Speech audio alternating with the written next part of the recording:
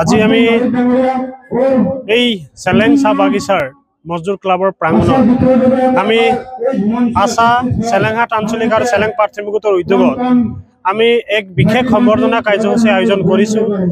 আমি আয়োজন কৰিবলগীয়া আছিল আমাৰ 1 মে শ্ৰমিক দিৱসে, যাতে আমাৰ কিছুমান কাৰিকৰী বিভাগৰ ইলেকশ্যন হোৱাৰ কাৰণে আমি আমাৰ নিজৰ কাৰ্যসূচী পিছুৱাবলগীয়া হোৱাৰ আজি শ্ৰমিক দিৱসৰ উপলক্ষে সংগীতি ৰাখি আমি এই বিশেষ সম্বৰ্ধনা কাৰ্যসূচী এইকাৰণে আয়োজন কৰিছোঁ, যিহেতু আমাৰ জনগোষ্ঠীটোক আগবঢ়াই লৈ যাবৰ কাৰণে শিক্ষাৰ লগতে সাংস্কৃতিক আমাক অতি প্ৰয়োজন, আৰু শিক্ষাৰ অবিহনে আমি জনগোষ্ঠী কেতিয়াও এটা পৰিচিত হ'ব নোৱাৰোঁ, আগবাঢ়ি যাব নোৱাৰোঁ।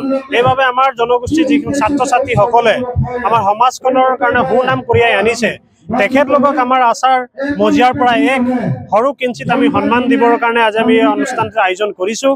আৰু এই অনুষ্ঠানত আমাৰ বিভিন্ন ধৰণৰ আমি বিশিষ্ট ব্যক্তি আমন্ত্ৰিত কৰিছোঁ। আমাৰ মাজত উপস্থিত হৈছেহি তেওঁলোকৰ বহুমূল্য ছাত্ৰ ছাত্ৰীৰ উদ্দেশ্যে তেওঁলোকৰ ভৱিষ্যত উদ্দেশ্যে বিশিষ্ট তেওঁলোকৰ মূল্যৱান বক্তৃতাবিলাক ৰাখিছে, আৰু এই বক্তৃতাৰ যোগেদি যাতে আমাৰ এই ছাত্ৰ ছাত্ৰীসকলে ভৱিষ্যত দিনত আৰু সুন্দৰকৈ শিক্ষাৰ দিশটো আগবাঢ়ি যাওক আৰু আমাৰ জনগোষ্ঠীটোক সাংস্কৃতিক দিশত আগবঢ়াই লৈ যাওক।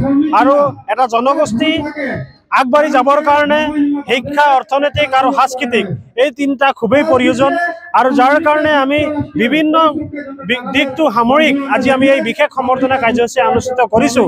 আৰু এই অনুষ্ঠানত আপোনালোকৰ আমাৰ নিমন্ত্ৰণ ৰক্ষা কৰি অহাৰ কাৰণে আমি চেলেংহাট প্ৰেছ ক্লাবকো আশা আঞ্চলিক, চেলেংহাট আঞ্চলিক, তিয়ক আঞ্চলিক আৰু যোৰহাট জিলা সমিতিৰ তৰফৰ পৰা অশেষ ধন্যবাদ জ্ঞাপন কৰিম।